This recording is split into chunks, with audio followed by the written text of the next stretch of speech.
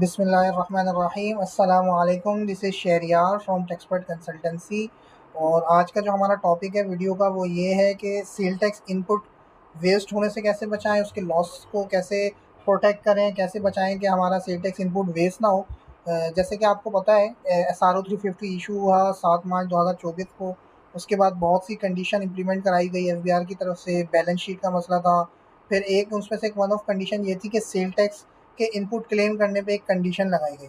अगर आपने मेरी पुरानी वीडियो देखी है जिसमें मैंने ये ब्रीफ मतलब एक्सप्लेन किया है डिटेल में जाकर कि क्या चेंजिंग आई है सेल टैक्स इनपुट क्लेम करने पे, तो आप अगर आप ये वीडियो देख रहे हैं तो इससे पहले आप वो वीडियो ज़रूर देखें ताकि आपकी अंडरस्टैंडिंग अच्छी हो जाए और आप ये सोल्यूशन जो आज हम बताने जा रहे हैं इसका उसमें आपको आसानी हो। अच्छा, अब चलते हैं टॉपिक की तरफ। FBR की तरफ से SRO 350 इशू हुआ, उसमें सेल टैक्स इनपुट क्लेम करने के पे एक रिस्ट्रिक्शन लगाई। उन्होंने एक कंडीशन ये लगाई कि जैसे मार्च 2024 का रिटर्न नेक्स्ट मंथ की 15 तक आपको पेमेंट करनी होती है और 18 को रिटर्न सबमिट करना होता है। इट मीन्स ये है कि अप्रैल 18 ने आपने अपना रिटर्न सबमिट किया, पेमेंट की, इनपुट क्लेम किया, आउटपुट से माइनस करके जो पेमेंट बनी वो आपने जमा करा दी।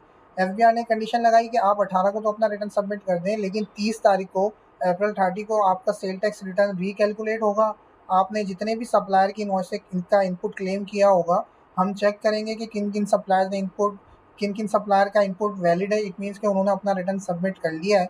अगर आपके किसी सप्लायर ने रिटर्न सबमिट नहीं किया हो 30 तक, तो हम वो इनपुट डिलीट कर देंगे और आपको डिफरेंस की नई पेमेंट करनी होगी। इट मीन्स आपने किसी सप्लायर के का 36 रुपीज़ का इनपुट क्लेम किया था, लेकिन 30 तारीख को उसने चेक किया कि VR ने कि वो इनपुट क्लेम तो कर लिया लेकिन सप्लायर ने रिटर्न सबमिट नहीं किया है, तो वो 36 रुपीज़ का इनपुट डिलीट कर देगा और आपको बोलेगा आप इसकी पेमेंट कर दें।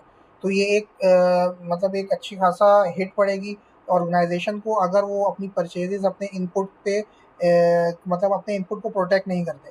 अच्छा, इसमें अब सॉल्यूशन ये है कि जैसे गवर्नमेंट ऑर्गेनाइजेशन है, वो क्या प्रोसीजर फॉलो करती है, वो ये प्रोसीजर फॉलो करती है कि आपने गवर्नमेंट ऑर्गेनाइजेशन को 1000 रुपये की सेल की, उसमें 180 का सेल टैक्स था, तो वो आपको बोलती हैं कि हम आपको 1000 की तो पेमेंट कर देंगे, लेकिन जो आपने सेल टैक्स हम पे चार्ज किया है हम उसकी पेमेंट उस वक्त करेंगे जब आप अपना रिटर्न सबमिटेड हमें प्रोवाइड कर देंगे, NHSC दे देंगे और हम उसको चेक कर लेंगे कि हमने इसका इनपुट क्लेम किया है, इसमें कोई मतलब ऑब्जेक्शन नहीं आई, FBR की तरफ से कोई क्यूरी नहीं आई, फिर हम आपको आपकी सेल टैक्स की पेमेंट करेंगे। तो आप भी एक ये प्रोसीजर अपना सकते हैं कि आप तमाम सप्लायर्स को इंटीमेट कर दें कि आप आज के बाद से हम आपको सिर्फ आपकी एक्सक्लूडिंग सेल टैक्स की अमाउंट की पेमेंट करेंगे। सेल टैक्स की पेमेंट हम सब्जेक्ट टू वेरिफिकेशन रखेंगे। जब आप हमें सेल टैक्स का आपकी मतलब अपना रिटर्न सबमिटेड दे देंगे, NHSC दे देंगे, हम उसको वेरीफाई करेंगे, अपने रिटर्न में जाके चेक करेंगे कि हमने इनपुट क्लेम किया, उसका इनपुट डिसअलाउ नहीं हुआ। अगर वैलिड होगा तो फिर हम आपको सेल टैक्स की पेमेंट कर देंगे। सेकेंड सोल्यूशन ये है कि FBR ने अभी अपने सेल टैक्स रिटर्न में एक न्यू अपडेट डाली है। वो ये डाली है, जैसे आपके सामने स्क्रीन में नज़र आ रहा होगा, सेलर रिटर्न स्टेटस। यहाँ पे दो ऑप्शन है, अनसबमिटेड, सबमिटेड। दरअसल ये फ़िल्टर का ऑप्शन है। आप जस्ट आपने जैसे 18 तारीख को अपना रिटर्न सबमिट कर लिया, आप 19 तारीख को अपना रिटर्न खोलें और यहाँ पे आएँ, एनेक्जर ए में जाएँ, यहाँ पे जाके आप अनसबमिटेड पे टिक लगाएं और सर्च पे क्लिक कर दें, तो वो तमाम सप्लायर्स और उनकी इनवॉइसेस आ जाएंगी जिन्होंने अपना रिटर्न सबमिट नहीं किया होगा। तो आप यहाँ से लिस्ट निकालें, उसको सॉर्ट आउट करें, तमाम सप्लायर्स को एक ईमेल शूट करें कि भाई आपका रिटर्न अभी तक सबमिटेड नहीं है, FBR के पोर्टल पे हमें ये मैसेज आ रहा है, ये हमने FBR के पोर्टल से सॉर्ट किया है और आप अपना रिटर्न सबमिट कर लें। अगर आप 30 तारीख तक रिटर्न नहीं सबमिट करते और 30 तारीख को हमें रिकैलकुलेट करने के बाद आपका इनपुट वेस्ट हो जाता है और हमें पेमेंट करनी पड़ती है FBR को, तो हम आपकी फ्यूचर की पेमेंट से ये अमाउंट डिडक्ट कर लेंगे। तो ये बेहतर तरीका इस सूरत में है कि आपको पता है कि आप इस पे आपको तमाम सप्लायर को हिट करने की ज़रूरत नहीं पड़ेगी। यहाँ पे वो तमाम मतलब अनसबमिटेड पे जब आप फ़िल्टर लगाएंगे तो आपके पास वो सप्लायर्स हाईलाइट हो जाएंगे जिन्होंने रिटर्न सबमिट नहीं किया है। तो सिर्फ आप उन सप्लायर्स को इन्फॉर्म करेंगे और उनको एक टाइम पीरियड भी दे देंगे ताकि उनके पास भी कोई ऑब्जेक्शन ना हो कि आपने हमें इन्फॉर्म नहीं किया। और अगर टाइम पीरियड देने के बाद की आपने जैसे 30 तारीख आखिरी, आप उनको बोलें कि भाई आप 28 तक सबमिट कर दें, अदरवाइज़ हम आपकी पेमेंट से डिडक्ट कर लेंगे।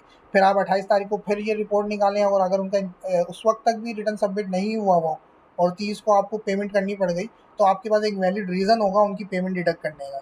तो ये एक बेहतर तरीका था। और ये सेल टैक्स रिटर्न में जो अपडेट आई है वो भी हमने आपको इन्फॉर्म कर दी कि जस्ट आपने एनेक्जर ए में जाना है, यहाँ पे सेलर रिटर्न स्टेटस पे आपने क्लिक करना है। यहाँ पे दो ऑप्शन आ रहे होंगे, अनसबमिटेड, सबमिटेड।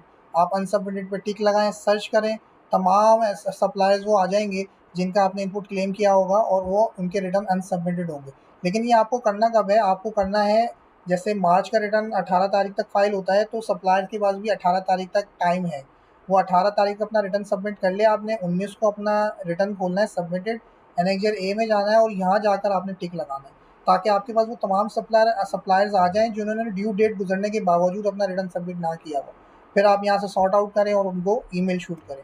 इसके अलावा अगर आपके पास भी कोई इससे बेहतर कोई आपके पास सजेशन हो तो आप ज़रूर बताइएगा, और दुआओं में याद रखिएगा। अल्लाह हाफ़िज़। Subscribe to my channel.